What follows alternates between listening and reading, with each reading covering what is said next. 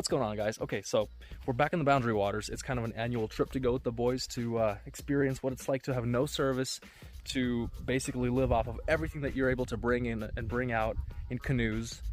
It's basically a series of untouched lakes. They're completely clean. Some people actually take cups and just out of their canoes, they just dip out some water and drink it as is. Ultimate pack in, pack out. Everything you want to bring, you got to carry with you. And then the whole time you're not canoeing, if you want to get to a different lake, you have to do something called a portage, which is pick up your stuff, pick up your canoe and carry it as far as like a mile sometimes or more. Basically how we got here is we had a campsite that was not too far away from our starting point. After we packed everything up, we got coffee at this really cool place 5 minutes away. And then we went to the place where we rented our canoes from. We had to watch this introduction video that it wasn't that cool, but it basically tells you what to do, what not to do, what to bring, what not to bring, all that kind of stuff. In a pretty cool little building. And then we unloaded our cars, loaded up the canoes, and then we started paddling away.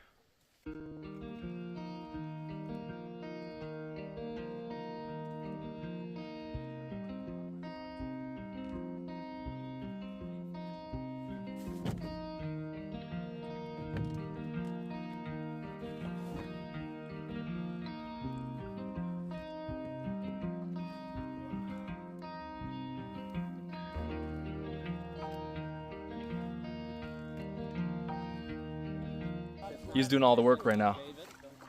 That's all right, though. Bro, you guys already arguing?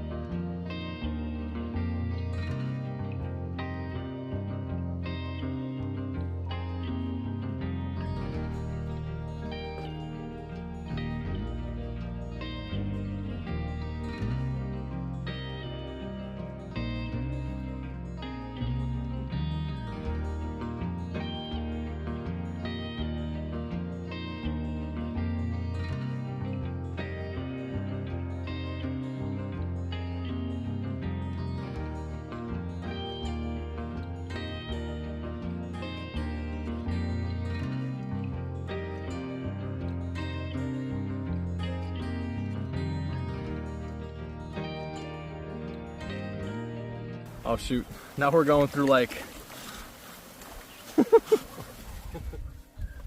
What the heck are we doing? Now we're going through like these tall reeds. Part of the portage, I guess, or whatever the boating portion of this is called.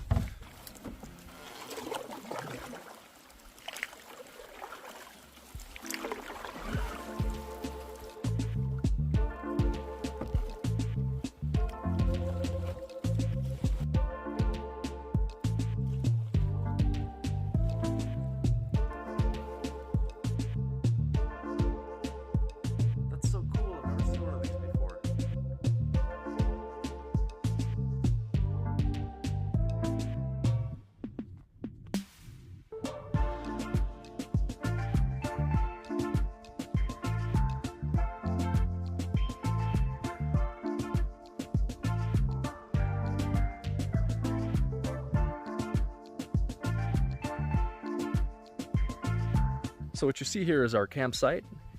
Initially, I set up my hammock right over here to be able to sleep in it. But then I changed my mind because I found a much cooler place that has a very nice view of the lake.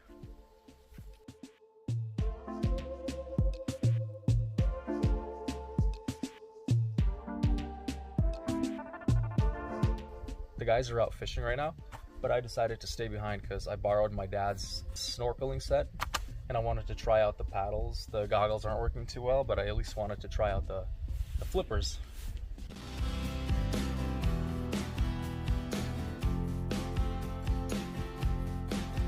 We also initially set up the tent for everybody else right here, but it's way too slanted and way too rocky, so we found a much better spot closer to the landing zone.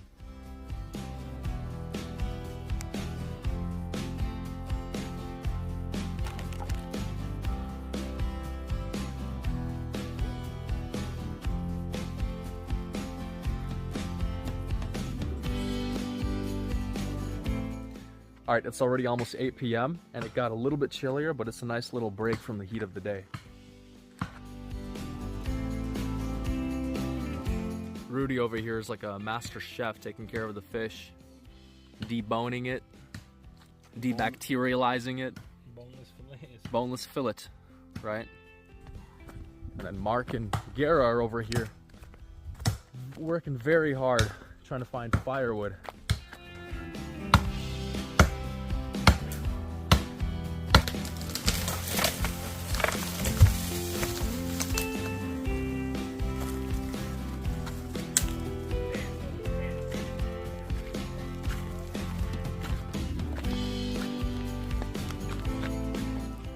Just so you guys know, that tree was completely dead. We did not break any rules, didn't do anything wrong. It's perfectly okay.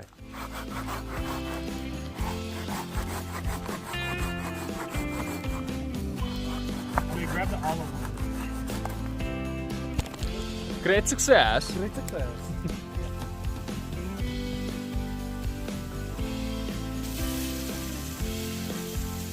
Hey, can someone do me a favor and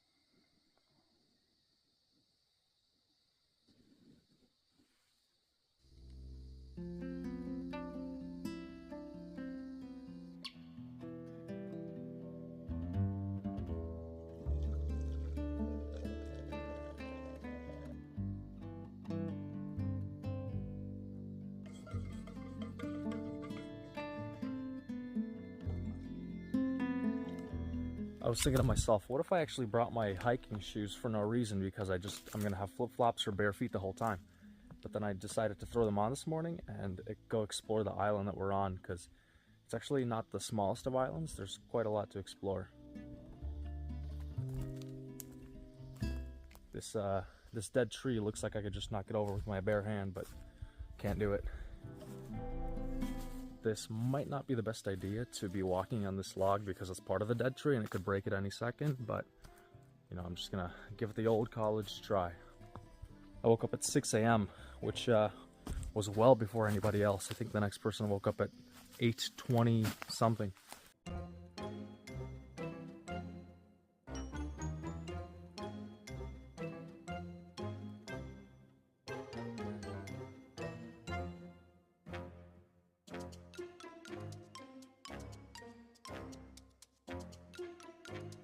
Yeah, when you're way out here and there's no option to get water from somewhere, this is how you get clean water. You use something like this. Doesn't exactly have to be Sawyer, but Sawyer's a great company because they're a Christian company, and then I believe 90% of their profits go to helping people in need who don't have access to clean water.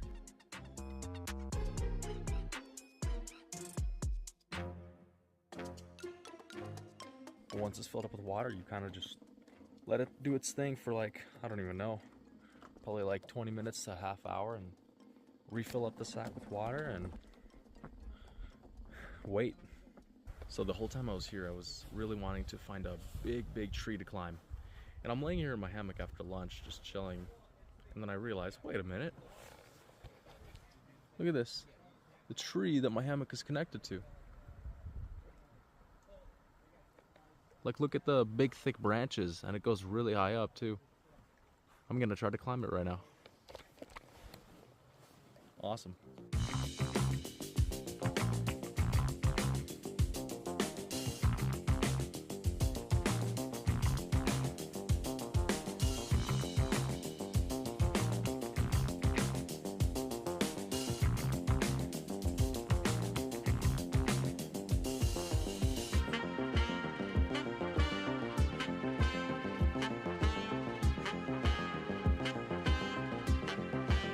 All right, I've managed to find a way to start climbing it, and now I'm gonna keep going up, see how high I can get without risking my life. Okay, I'm pretty high up. I don't think the other guys have seen me up here yet, so this is interesting. Yeah, they're just down there sitting, talking, but it's awesome. Finally, I get to do some like more adventurous, like risky things. Well, safe to say the boys know I'm up here now, but I can see David and Vito. They've been out fishing for like hours.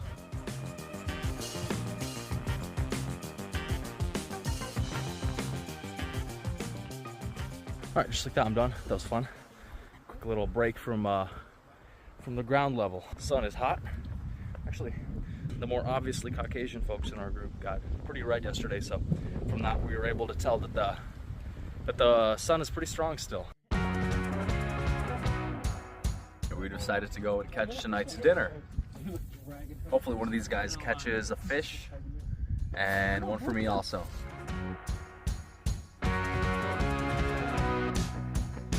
We made a makeshift anchor with a rock, and then we're just gonna tie ourselves together. And what do you call this? A cluster? A cluster fish? Cluster fish fest. The band fell apart. We're all alone now. Yeah.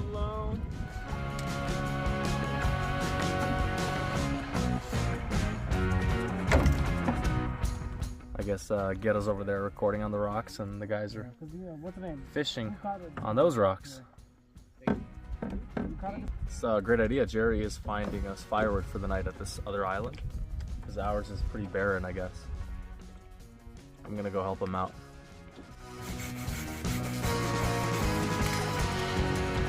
Get it.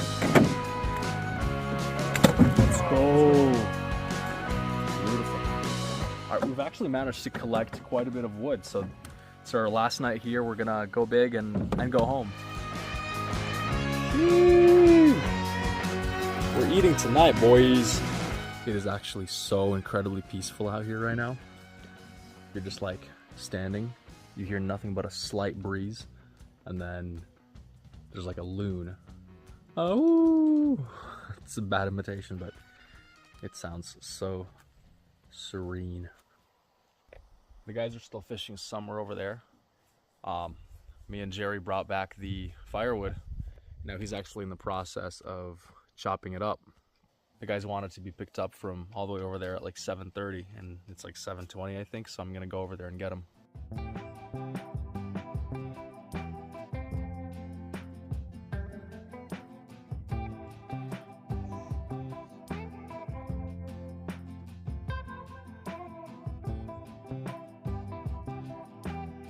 It's like that one scene from Nemo where the shark is like, he smells for blood and he's like, I'm having fish tonight! I'm having fish tonight!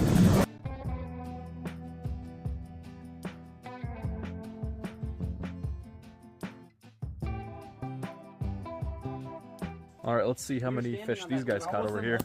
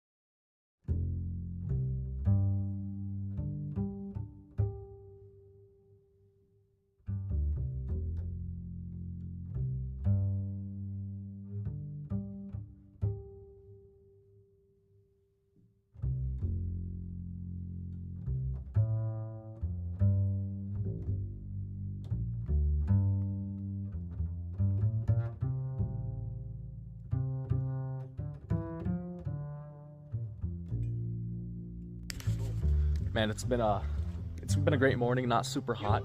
Felt a couple drops of rain, but thankfully actually no rain. It's just super foggy and misty. Yeah, we packed everything up. Everything's, hopefully we didn't forget anything, and then that's it. Just hop in and go.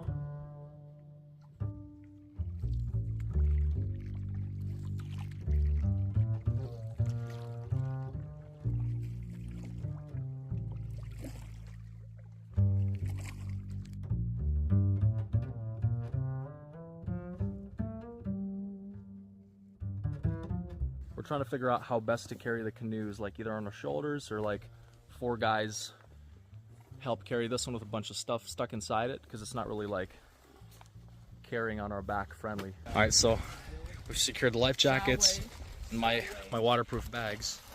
Looking at me sideways. And then I got my water pack on. He's carrying that stuff. Mark's carrying that stuff. Someone's carrying the boat. I think it might be Geta. He's carrying his nice camera in his backpack, and then all that stuff. Where you at, though?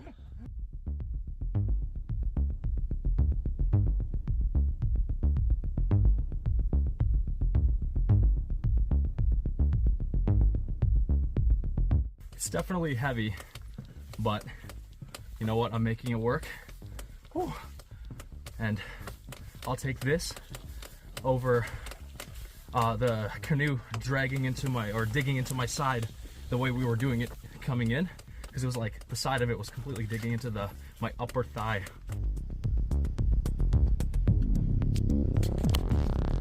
I had to take it off. My shoulders are killing. Yeah. What's up? Are you done? Okay, I just took it off for a little bit. I need a break. My shoulders are killing. How do you feel, Rudy? I'm beat, man. You're beat? Well, at least somebody knows my pain.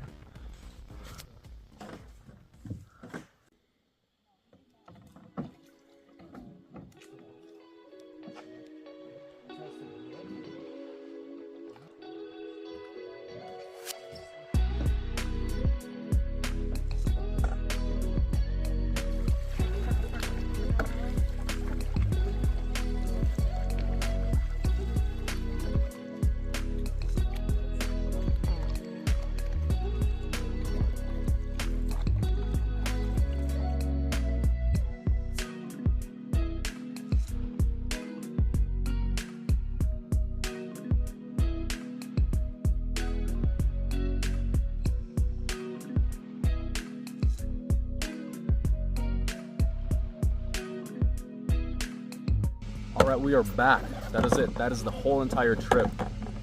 While Tim guides us in, I just want to say thank you guys so much for watching this video. Do not forget to hit the like button, subscribe to the channel, and if you want, share the video. You don't have to. Completely up to you. Bye-bye.